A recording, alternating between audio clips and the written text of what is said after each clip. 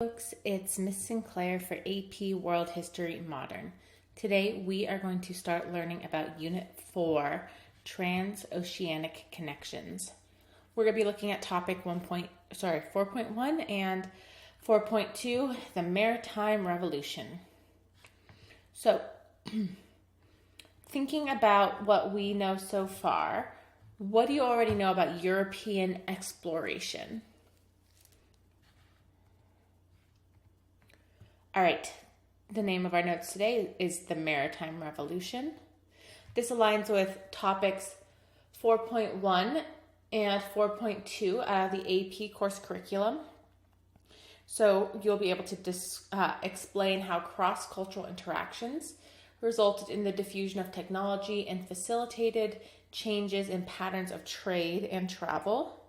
And you'll be able to describe the role of states in the expansion of maritime exploration, as well as you'll be able to explain the economic causes and effects of maritime exploration by various European states. Our unit objective for Unit 4, you will be able to explain how economic developments from 1450 to 1750 affected social structures over time. All right, let's get started.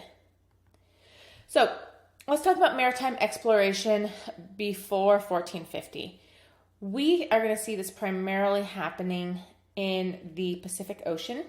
So over thousands of years, peoples originally from Asia crossed the water to settle in the islands of the East Indies, New Guinea, the Malaysian and Polynesian islands, Melanesian and Polynesian islands, the Marquesas, New Zealand, and other Pacific islands out to Hawaii. In fact, Polynesians used the sweet potato, which was domesticated in South America. This suggests that they may have in fact reached the Americas. We see that during this time you have the development of large double-hulled canoes that used both paddlers and sails. Polynesian mariners navigated by the stars and their observations of ocean currents and evidence of land. So, if you've seen Moana, this is what we're talking about, these explorers. We see in Polynesia, it's going to sort of serve as our launching point. People will settle in Hawaii. The people groups in Hawaii will establish a caste system, very warlike. No written language, but they will be agriculturalists. In New Zealand, you have the Maori peoples who will have elaborate art traditions. Tribal leaders and priests will hold great power, and all these people groups are going to be extremely isolated. So I would encourage you to watch this video to understand how these Polynesian islanders will be able to just set off into the middle of the Pacific and not all just die. What about in the Indian Ocean? Well, we're still thinking about global maritime expansion before 1450. In the Indian Ocean, we see that this region has been very interconnected since at least the 1st century. Malaysian, Chinese, and Arab seafarers used the monsoon winds to establish trade routes. We've been talking about this since Unit 0. Trade routes will flourish especially when the rise of Islam will create new markets and new networks of Muslim traders. With the 15th century, you have the Ming Dynasty sponsoring a series of voyages to the Indian Ocean. This is Zheng Ha, if you remember. These voyages will be organized by Emperor Yongle, and these voyages will be happening on a grand scale. They will involve fleets of over 60 large treasure ships, as well as hundreds of smaller support vessels. The treasure ships will carry out trade in luxury goods, including silk and precious metals. And it stimulates diplomatic relations between African and Asian states. What about the Atlantic Ocean? Well, you first have the Vikings. We know that they attacked Europe again and again during the medieval period, but they will in fact go west across the Atlantic as well, using the stars and the seas to navigate. They will explore and settle Iceland, Greenland, and Newfoundland, which is part of Canada. So technically, the Vikings were the first Europeans to set foot in the Americas. When the colder climate returned after 1200, when you have the end of our medieval warm period, the northern settlements in Greenland and the settlement in Newfoundland will be abandoned. We see a few southern Europeans and Africans attempt to explore the Atlantic in the 13th and 14th centuries. Voyagers from Genoa in 1291 and from Mali in the 1300s will set out into the Atlantic but never return. We do know that Genoese and Portuguese explorers will discover and settle in the Madeiras, the Azores, and the Canary Islands in the 14th century. Over in the Caribbean Sea, in the Americas, you have the Arawak peoples, who are a Amerindian, Native American people group living in the Caribbean. They will go from South America and colonize the Lesser and Greater Antilles by the year 1000. The Carib people will follow. We see evidence of the transfer of maize cultivation practices and metallurgy techniques in both these places. This indicates some seaborne contact between peoples on the Pacific coast of Mesoamerica and South America after 100 CE. Okay, but what about now, right? That was all ancient stuff before 1450. What about now? Well, we are going to see massive European expansion. The question is why? Why now? Well, these voyages will be built on 4 trends primarily. The revival of urban life and trade.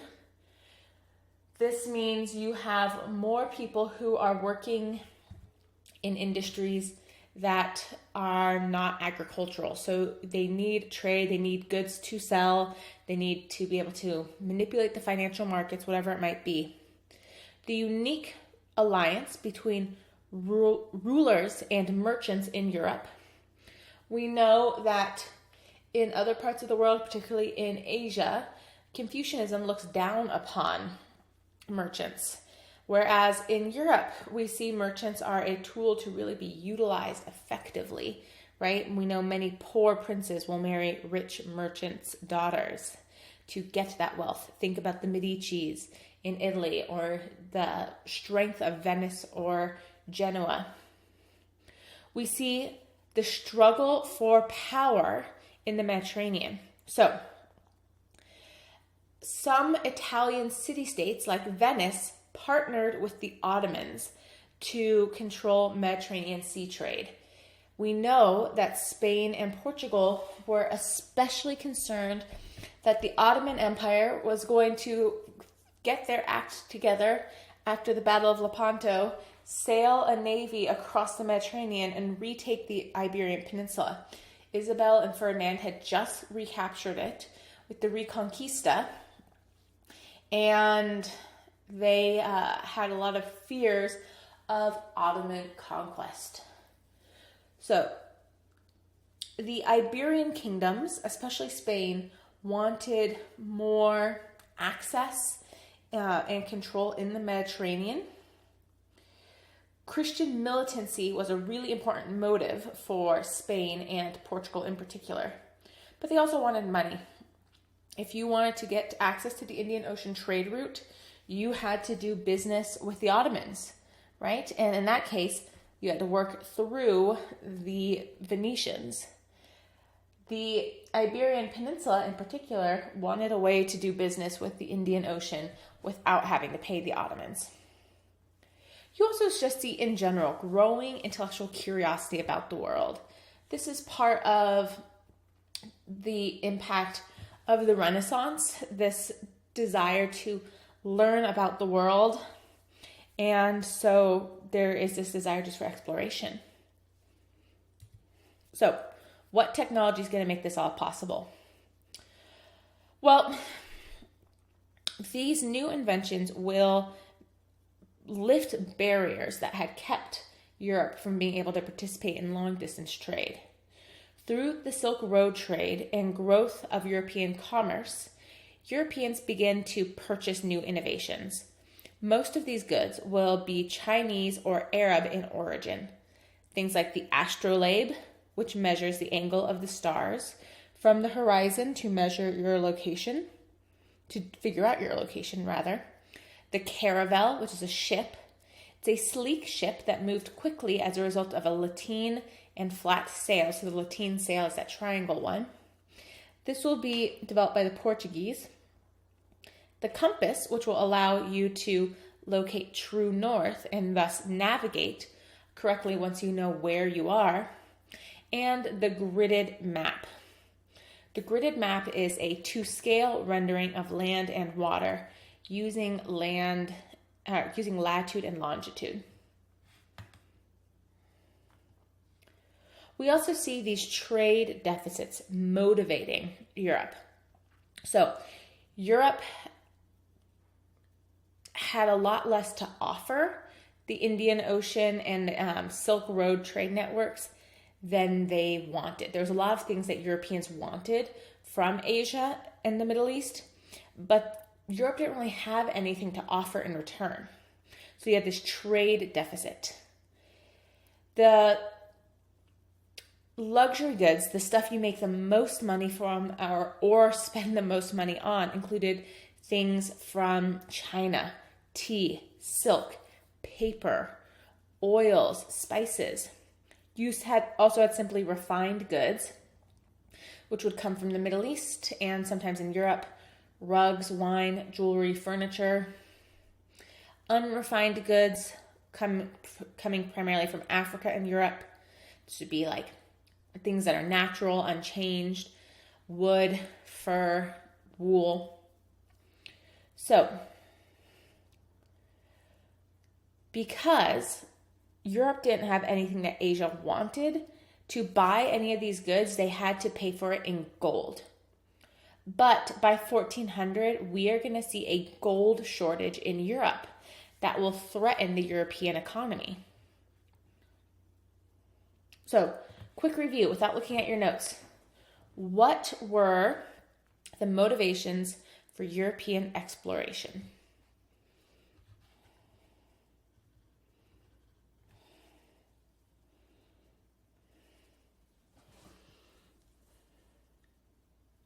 Okay, quick note before we move on to our specific explorers. No one thought the world was flat, right? Let's look at this map. They knew the world was round. They had a good sense of how big it was too. Now, they didn't know that the Americas existed. They thought it was just like ocean all the way to China. But they didn't think the world was flat. All right, let's start talking about the Portuguese. So, the Portuguese are going to really lead off our European explorers. They will be focused primarily on navigation, discovery. They'll be motivated in part by this desire, this Christian militancy, right? They're very aggressively Catholic and anti-Muslim. And then, of course, they just want good old-fashioned money. The nice thing about the Portuguese is if you can... Do I have a map on here? No, I don't. So, if you can picture Portugal, they are located on the western coast of the Iberian Peninsula. This means they have a lot of experience with sea trade already. They have a history of a fishing industry as well as anti-Muslim warfare from the wars with the Berbers and the Moors, in the Iberian Peninsula and in North Africa. Think like the Al-Andalus Caliphate. Henry the Navigator is going to be our king who really leads the way. So he's a Portuguese prince who promotes the study of navigation and directed voyages of exploration down the western coast of Africa in the 15th century, aka the 1400s. He is a prince, and he sets up a school of navigation. This will be popular among Jewish cartographers who were already familiar with Arab maps. During this time, you see that some of the best intellectual centers in Europe, in Western Europe, were located in Spain, whether it's Cordoba or Toledo. So you have a lot of scholars and scholarly material already located in the Iberian Peninsula. So the maps, the magnetic compass, the astrolabe will all be refined. He will sponsor 50 missions, 50 explorations. His goals are pretty straightforward. Scientific discovery, to spread Christianity, and then, of course, financial interest.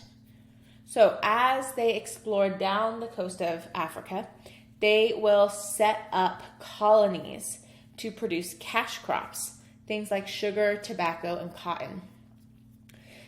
It is under Henry the Navigator's leadership that Portugal will discover the Azores, the Madeiras, and the Canary Islands. And the eventual goal is to reach India. You start to see some interest in slavery as they explore down the coast of Africa. And they have mixed motives towards Africans that they encounter. They want to convert them to Christianity. There is an ongoing myth, the myth of Prester John, that there is a mysterious Christian king somewhere in Africa. And they want these Africans, once they've been converted to Christianity, to eventually join them on a hypothetical future crusade against the Ottomans. So, in 1434, you have your first voyage beyond the Strait of Gibraltar down to Sierra Leone. They figured out that you could use the trade winds to carry you up and down the coast, kind of like the monsoon winds on the other side of Africa. So the Gold Coast is the region of the Atlantic coastline of West Africa, occupied by modern-day Ghana, named for its gold exports to Europe from the 1470s onward. Right, remember, Europe was going through a gold sort of shortage. Africans on the western coast here are very eager for trade, right? It's not like, oh, we've never seen a white man before. No, they have. They've been active in Trans-Saharan trade networks since like the first camel was domesticated.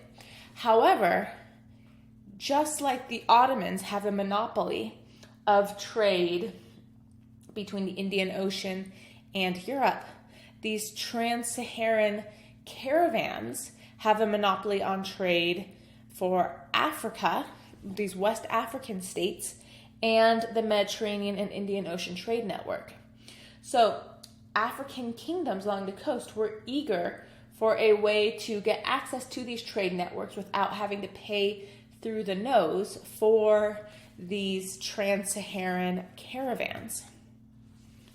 All right, you also have Bartholomew Diaz in 1488. He is going to reach Cape of Good Hope, so the bottom part of Africa here, right? So here's Portugal. Here's the Gold Coast. Azores, Madeiras, Canaries. So Bartholomew Diaz reaches the Cape of Good Hope and turns around. The Cape of Good Hope is so incredibly dangerous to cross. Basically, around the bottom of the ocean, you don't have any land masses to slow down the swell of waves. So you have these huge waves, like multi-story swells and massive storms. It's incredibly dangerous to try and go around the Cape of Good Hope or Cape Horn. So he hopes to reach the Cape of Good Hope in the Indian Ocean. He makes it to the Cape of Good Hope. On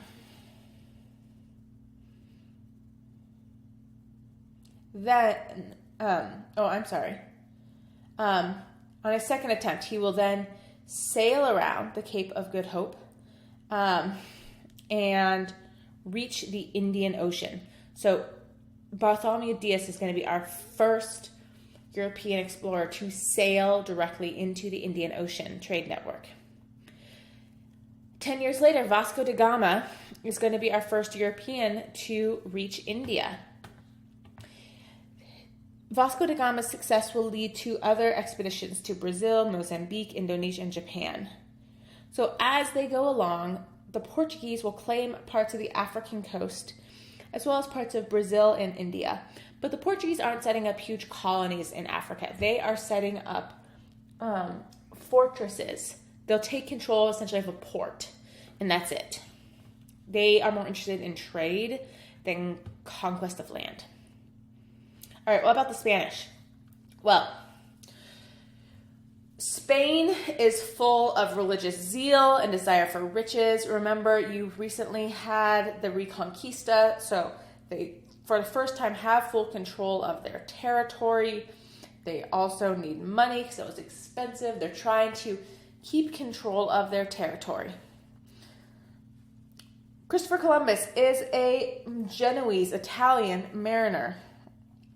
He's going to go to Portugal and be like, hey, let me pay for me to go across the Atlantic. And they're like, no. Then he's going to go to Spain and say, pay for me to go across the Atlantic. And Isabella's like, why? And he correctly reads her religious zeal and says, because I want to convert the Indians to Christianity. So Isabella is very, very faithful.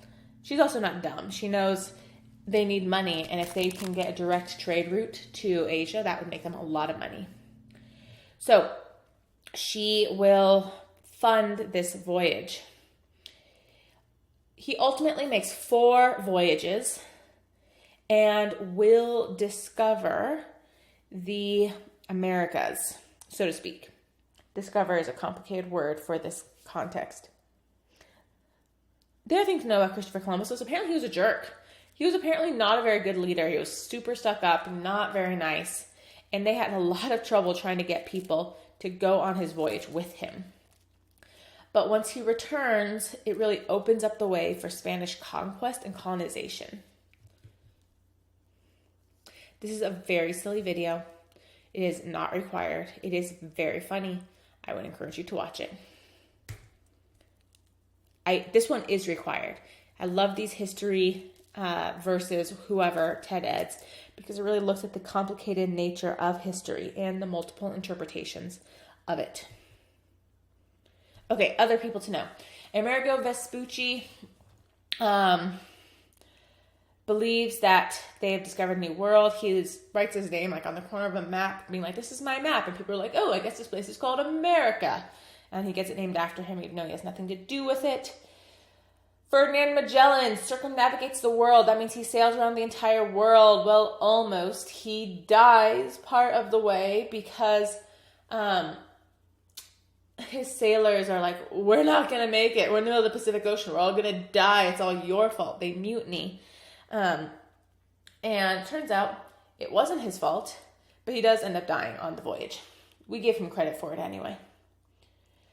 As the Spanish begin to expand their exploration across the Americas, they claim Mexico, parts of South America, Florida, and the Philippines. We are going to go into all of these, obviously, in a lot more depth. One of the big exports from the Americas will be silver. They're going to take so much silver and pour it into the global economy to the point where they, in fact, destabilize the Ming. So, what do you tell the Pope? Right? There's all this part of the world that the Pope didn't know about. The Portuguese and the Spanish are super Catholic. So they tell the Pope, and they both say, hey, we discovered this place. Not fair. Like, I don't have to share. And the Pope says, now, children, we'll divide it up. So it's his line of demarcation, which is formalized in the Treaty of Tordesillas. It divides the world down the middle of the Atlantic and the Pacific. Spain gets the west, Portugal gets the east, and Brazil. So you can see on the map there how Portugal and Spain just divide up the entire world. To which the rest of the world goes, what the heck? We don't agree with this. I mean, half of Europe's not even Catholic by this. They're still Catholic by 1494, but they won't be shortly. So this explains why you have so much Spanish and Portuguese influence in the Americas, though.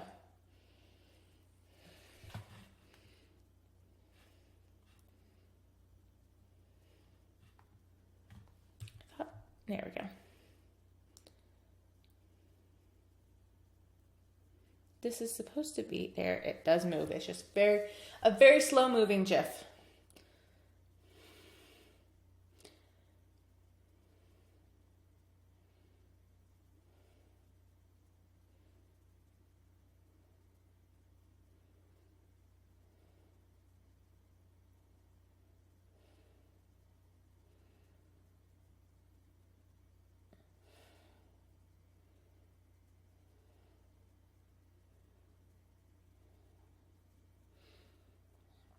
So you can see how European expansion occurred and then how it shrunk in the 20th century. So let's see if it'll start again. So here we are, 1492. That's it. A little bit of Portuguese stuff in Africa. Then all of a sudden you have Portuguese here and Spanish in the Americas, more Portuguese influence on coastlines. Now the French and British are in on it. Russians are still just going straight east.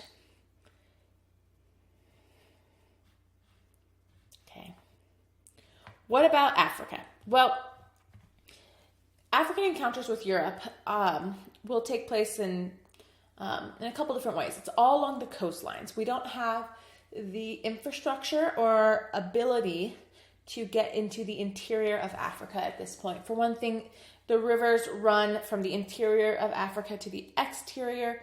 For the other thing, there are bugs and diseases that will be devastating to Europeans and their horses alike. And the dense vegetation just keeps you from being able to effectively really reach the interior of Africa at this time. So we're sticking to the coastlines. West African states were really game to trade with the Portuguese because they figure they can make a better deal with these European chumps than with the Trans-Saharan traders that they've been doing trade with. So the Portuguese will really just set up forts along the African coasts. An example of this would be Benin. So Benin will have recently aggressively expanded for about a century. They are going to be located near the Niger River Delta, and they have an elaborate bureaucracy. Their king is called an Oba. They have large urban centers. They will establish a royal monopoly of trade with the Portuguese. So only the king controls trade with these nifty Europeans. So they will trade pepper, ivory, textiles, beads, and prisoners of war as slaves. And in return, the Portuguese will give them copper, brass, textiles, glass beads, and horses. You see a mix of commercial, military, and religious exchanges. The firearms are pretty neat, and the Benin are not part of any exclusive religion, so they're willing to give Christianity a try, but it doesn't really stick. They will end up cutting off ties with the Portuguese in the 1500s. The Congo is going to function very similarly to the Benin, but they will convert to Catholicism. Eventually, the king will lose control of his royal monopoly, especially over the slave trade, and this will ultimately destabilize his kingdom. What about in East Africa? Well, in East Africa, we see the Muslim states in East Africa are not impressed with the Portuguese at all. But the Ethiopians are super excited. They're like, great, other Christians. They can team up with us and help us fight our Muslim neighbors that we've constantly been at war with. So the Portuguese do help the Ethiopians survive attacks from the Muslim state of Adal, but the alliance ultimately fails because the Ethiopians are Coptic Christians and the Portuguese really want them to be Catholic Christians. You see a variety of African encounters because the strategies and leadership of each state is so different. And really, by 1550, the Portuguese are still a very minor presence in Africa. What about our Indian Ocean states? Well, the Indian Ocean states will not really be affected by these new international exchanges. You have some internal challenges, right? It'd be difficult to ignore the Europeans completely. And the sort of Asian trade networks will see, look, hey guys, we've been doing this trade forever, right? You're welcome to join us. You sort of have the Arab zone located sort of here in the Arabian Sea, the Indian zone located in the Bay of Bengal, and then the South China Sea is the Chinese zone. Most trading is done along these safe coastal routes. And you have a few major intersections, these choke points, at the openings of the Red Sea and the Persian Gulf, so in Aden and Hormuz, as well as the Strait of Malacca. Europeans are going to arrive and be like, we're here, we're in charge. And everyone's like, dude, like, we've literally been doing this trade system for 2,000 years. Who do you think you are? Well, they will initially attempt to control and dominate Indian Ocean trade because they look around and they don't see any central control. And so they think, oh, this is ripe for the taking, instead of realizing this is a symbiotic relationship that is working. And because the trade was so peaceful, the Europeans arrived and didn't really see any military presence and thought, aha, they're vulnerable. Oh, I'm sorry, I just said that. Back. All right, so the Portuguese are going to be the ones who are really active in India, the Indian Ocean Trade Network. The Spanish are going to keep their focus mostly on the Americas. So the Portuguese arrive and they're like, here we are. And everyone in the Indian Ocean Trade Network is very much not impressed. Their boats are small, they're hairy, they're smelly. They feel like they know everything, they don't know anything. They're kind of like freshmen. So compared to other luxury goods being traded, the Portuguese don't even have anything to offer.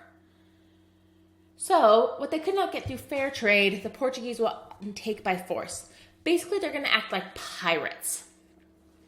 They are going to either try and do trade with selling silver, which they're getting from the Americas, or they will just take control of coastal cities using their navy, using their military force.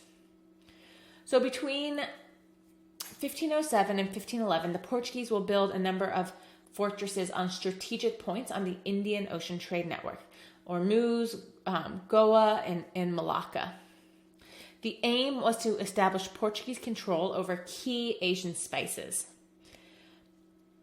The island of Macau will do trade without force and will monopolize trade between China and Japan.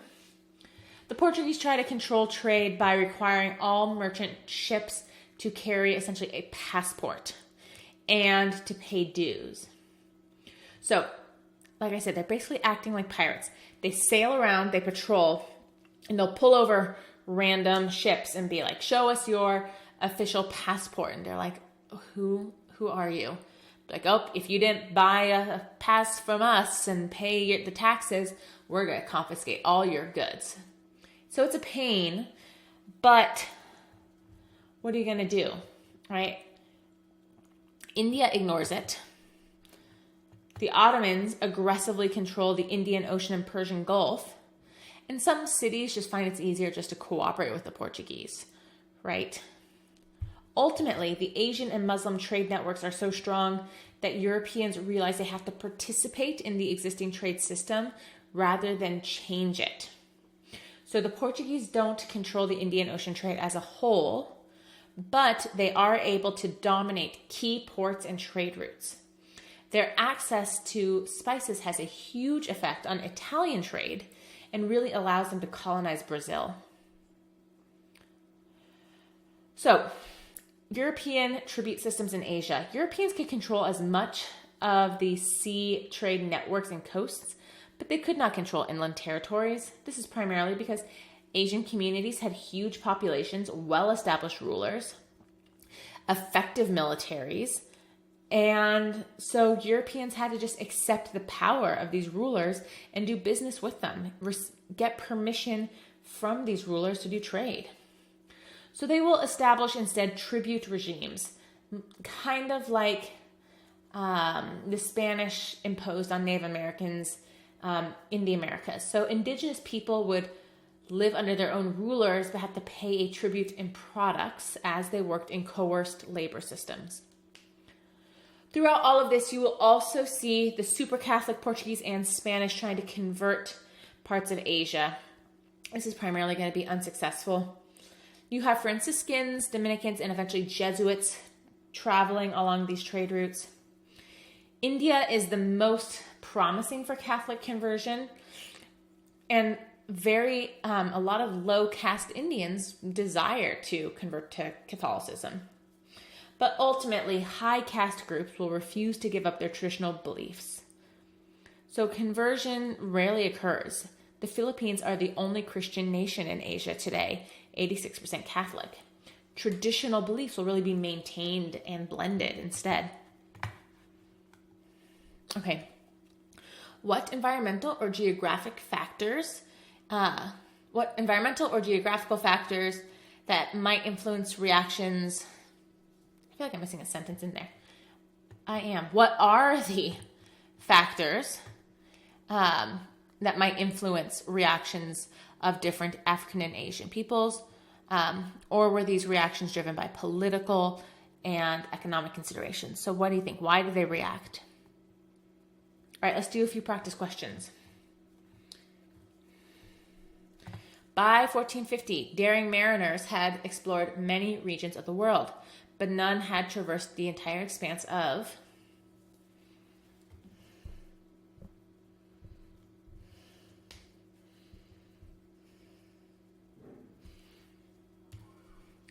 sailing in the Indian Ocean was less difficult and dangerous than other places because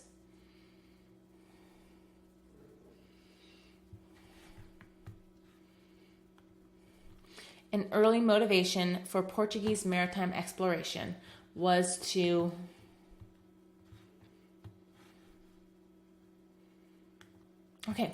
so for your summary, please describe the role of states in the expansion of maritime exploration between 1450 and 1750.